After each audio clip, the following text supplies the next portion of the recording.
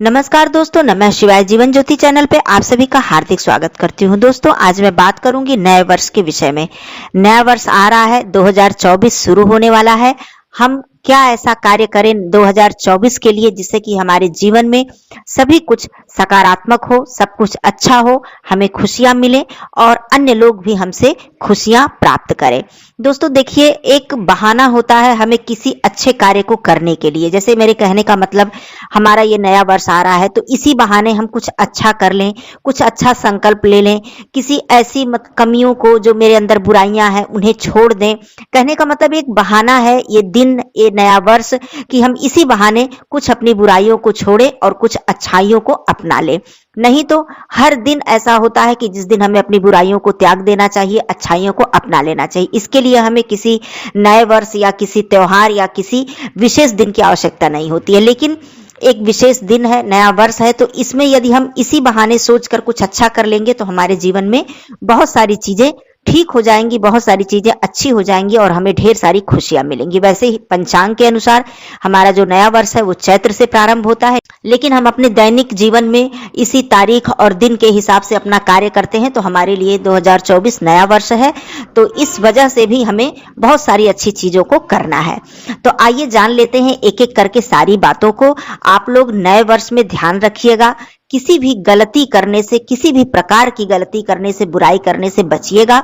और कुछ ऐसे 6 कार्य हैं जो मैं बताना चाहती हूं। आप लोग ऐसा कार्य करके अपने जीवन को ज्यादा से ज्यादा खुशहाल बनाइएगा, ज्यादा से ज्यादा सकारात्मक बनाइएगा और इससे आपको ढेर सारी खुशियां मिलने वाली हैं। आइए एक एक करके वो सारी बातों को जान लेते हैं। चैनल पे पहली बार हैं तो चैनल को सब्सक्राइब कर लीजिएगा। मेरी बातें आपको अच्छी लगे तो इसे एक लाइक जरूर कर दीजिएगा।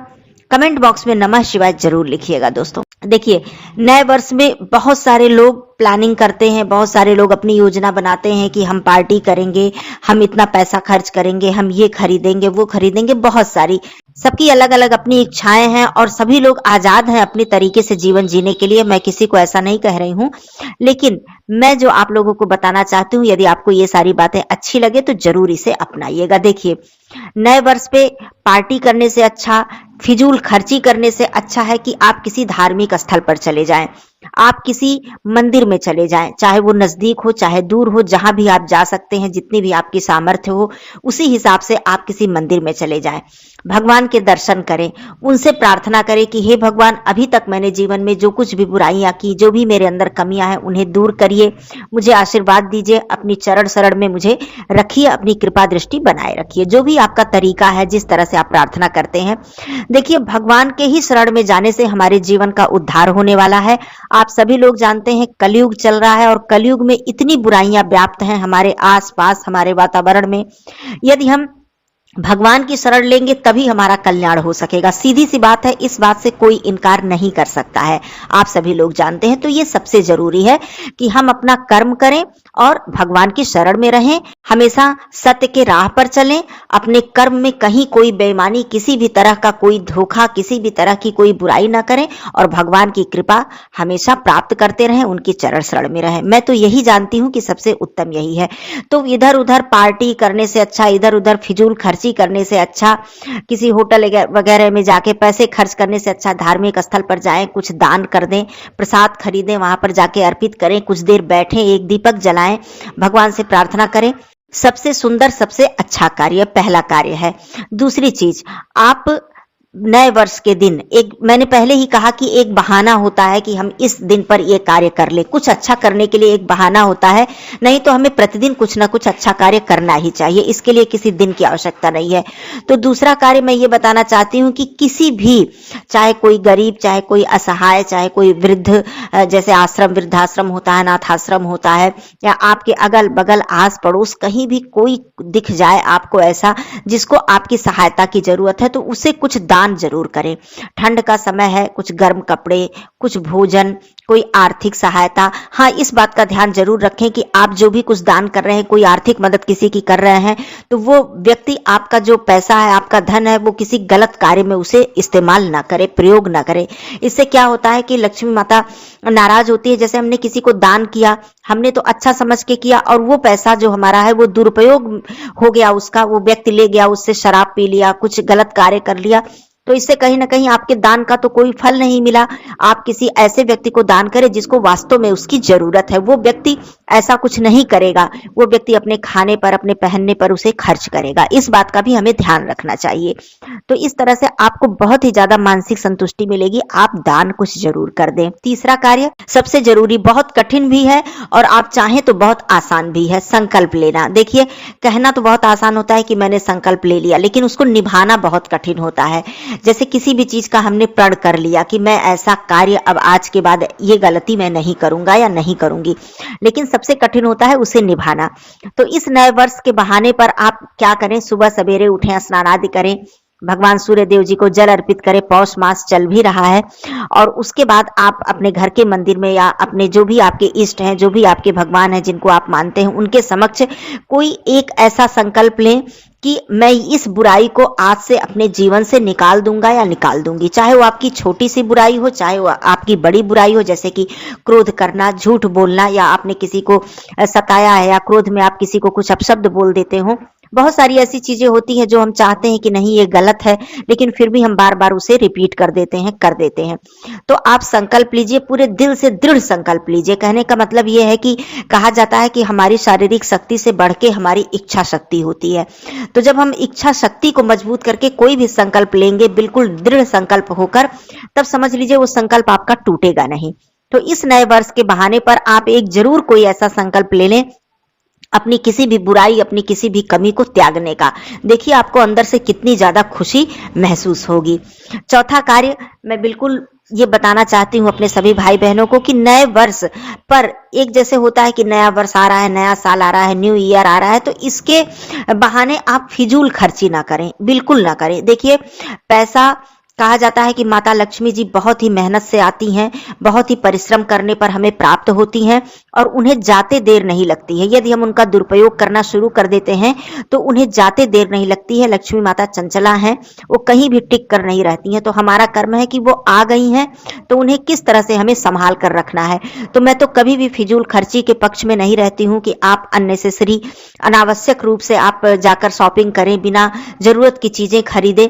बिल्कुल ऐसा ना करें। हाँ, आपकी आवश्यकता है तो आप उस वस्तु को खरीदें, लेकिन इस नए साल के चक्कर में कि नया साल है, नया साल है, मुझे बहुत सारी खुशियां मनानी है, बहुत सारा आपके अंदर उमंग उत्साह तो सभी के अंदर होता है, लेकिन इसके चक्कर में आप ऐसा व्यय ना करें कि जिसकी आपको आवश्यकता ना हो। आप फालतू खर्ची बिल्कुल ना करें।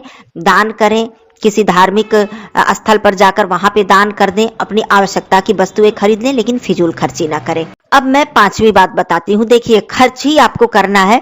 मैंने बताया कि फिजूल खर्ची ना करें। आप कुछ ऐसी चीजें खरीद लें जो आपके पूरे जीवन में आपको काम दे और बहुत ही अच्छा काम आपके आए, बहुत ही सकारात्मक रूप से आप उसका प्रयोग कर सके। कोई आप धार्मिक पुस्तक खरीद लें। अपने घर में आपके यदि रामचरितमानस नहीं है, भगवत गीता नहीं है, या फिर कोई ऐसी धार्मिक पुस्तक जिसमें धार्मिक कहानियां हैं, कथाएं हैं, इस तरह की कोई पुस्तक, शिव पुराण नहीं है आपके घर में, उसे खरीद लें आप। तो इस तरह से धार्मिक पुस्तकों की तो कोई कमी नहीं है, कोई गिनती ही नहीं है। तो इस तरह से आप खरीद सकते हैं। या फिर आपको कोई प्रेरणादायक कहानियां पढ़ने की इच्छा है, पुस्तकें पढ़ना बहुत ही अच्छी आदत होती है। मान लीजिए बहुत देर तक आप नहीं पढ़ पाते हैं, हम लोग ज्यादा से ज्यादा समय मोबाइल में सब लोग व्यतीत कर देते हैं, लेकिन एक धार्मिक पुस्तक लेकर आइए, उसका एक ही पेज पढ़िए आप रोज, थोड़ा सा समय निकालकर। कोई नहीं, आपको ऐसी कोई भगवत गीता या रामचरितमानस आपके घर में है, मान लीजिए नहीं आपको खरीदना है, तो कोई ऐसी कहानी की पुस्तक ले आए जिससे आपको प्रेरणा मिले, जिससे आपको बहुत ज्यादा मोटिवेशन मिले। ऐसी भी पुस्तक आप ला सकते हैं। तो इस पर आप थोड़ा पैसा खर्च कर देंगे तो ये आपके जीवन भर आपके काम आएगा, आपके बच्चों के भी ये काम आने वाला है। जो भी उस पुस्तक को उठाकर पढ़ेगा तो कुछ न कुछ सकारात्मक उसके जीवन में उससे प्राप्त होगा। तो आप ये चीज जरूर खरीद लें अपने इस नए वर्ष पर। अब मैं छठवीं बात बताती हूँ। देखिए, बहुत कठिन होता है किसी से माफी मांगना और बहुत ही कठिन होता है किसी को माफ करना। दोनों ही कार्य बहुत कठिन होते हैं दोस्तों। ये जो होता है ना, ये अपना जो अहंकार होता है हमारे अंदर का कि मैं किसी से माफी नहीं मांग सकता हूँ, ना मांग सकती हूँ, चाहे आप स्त्री हो या पुरुष हो, या फिर कोई मेरे साथ बुरा कर दिया है, हम उसे माफ नहीं करते हैं। जीवन भर उस बात को अपने मन में लेकर रखते हैं और कहीं ना कहीं उस बात को लेकर कुढ़ते रहते हैं कि मैं जरूर इसका बदला लूंगा या लूंगी, इसने मेरे साथ ऐसा किया। बिल्कुल ऐसा नहीं सोचना चाहिए। सब कुछ भगवान के ऊपर छोड़ देना चाहिए। भगवान के दरबार में सब सारी चीजों का लेखा जोखा वहीं पे होना है। हम कौन होते हैं किसी को सजा देने वाले, या हम कौन होते हैं किसी का फैसला करने वाले। तो इस नए वर्ष पर एक ये छोटा सा कार्य कर लीजिए। कार्य तो बहुत बड़ा है, बहुत कठिन होता है ऐसा करना, लेकिन करके देखिए कितना ज्यादा सुकून मिलेगा। कोई ऐसा व्यक्ति हो, चाहे आपके घर में हो, बाहर हो, आस पड़ोस में हो, कहीं भी हो, तो आप देखिए कि आपके मन में उसके प्रति कोई भी द्वेष है या दुख है या क्रोध है कि इस व्यक्ति ने मेरे साथ ऐसा किया है, उसको एक बार माफ करके देखिए। इसी नए वर्ष पर आप ये कार्य कर डालिए कि नया वर्ष आ रहा है, इसी बहाने मुझे कुछ अच्छा करना है। तो आप माफ करके देखिए कि चलो हटाओ, कोई बात नहीं, उसने मेरे साथ जो किया किया, भगवान देखेंगे, मेरे मन में उसके लिए कोई मैल नहीं है। ऐसा करके देखिए। और स्वयं एक कार्य और करिए कि अपनी किसी भी गलती की किसी से माफी मांग लीजिए। यदि आपने ऐसी गलती की है, आपको बार बार एहसास हो रहा है कि हाँ आपने गलती की है, लेकिन आपका कहीं ना कहीं ईगो आपको माफी नहीं मांगने दे रहा है, चाहे आपके घर के वो सदस्य हो, चाहे आस पड़ोस के हो, चाहे आपका कोई दोस्त हो, चाहे रिश्तेदार हो, आप एक बार माफी मांग कर देखिए। देखिए कितना हल्का महसूस करेंगे आप, कितना अच्छा महसूस करेंगे आप। तो ये भी कार्य आप इस नए वर्ष पर जरूर कर लीजिएगा दोस्तों। ये 6 कार्य आप कर लीजिए, ये पूरा आपका जो नया वर्ष है ना, ये सार्थक हो जाएगा। आपको किसी बात का मलाल नहीं रह जाएगा कि मैंने नए वर्ष पे कुछ नहीं किया। ये जो 6 कार्य है ना, समझ लीजिए आपने सब कुछ कर लिया, सब कुछ अच्छा ही अच्छा कर लिया। और कहते हैं ना कि किसी नए दिन की शुरुआत या नए वर्ष की शुरुआत कुछ अच्छाई से होती है, तो मेरा पूरा दिन अच्छा जाता है, पूरा साल अच्छा जाता है। तो जब एक दिन की शुरुआत अच्छे से करने से पूरा दिन अच्छा जा सकता है, तो नए वर्ष की शुरुआत आप अच्छे से कीजिए तो आपका पूरा नया वर्ष अच्छा जाएगा। ऐसी भगवान से भी कामना कीजिए और अपने मन में भी ऐसा आप विश्वास रखिए। तो ये 6 कार्य मैं बताना चाहती थी अपने सभी भाई बहनों को। बातें आपको अच्छी लगी हो तो जरूर इसका आप लोग पालन कीजिएगा। इसमें से 6 में से जितने भी आप कर सके जरूर करने का प्रयास कीजिएगा। फिजूल खर्ची बिल्कुल मत कीजिएगा। ऐसा कार्य बिल्कुल न कीजिएगा कि जिससे आगे चल के आपको पछतावा हो कि नए साल के जोश में, उमंग में आपने ऐसा कार्य कर दिया कि बाद में आप पछताएं। ऐसा कार्य बिल्कुल मत कीजिएगा। ये सारे कार्य करके देखिए, मन को इतनी शांति, सुकून, प्रसन्नता, खुशी मिलेगी कि मैं बता नहीं सकती हूँ। फिर भी आपका कोई प्रश्न हो तो आप जरूर पूछ लीजिएगा। फिर मिलती हूँ अगले वीडियो में।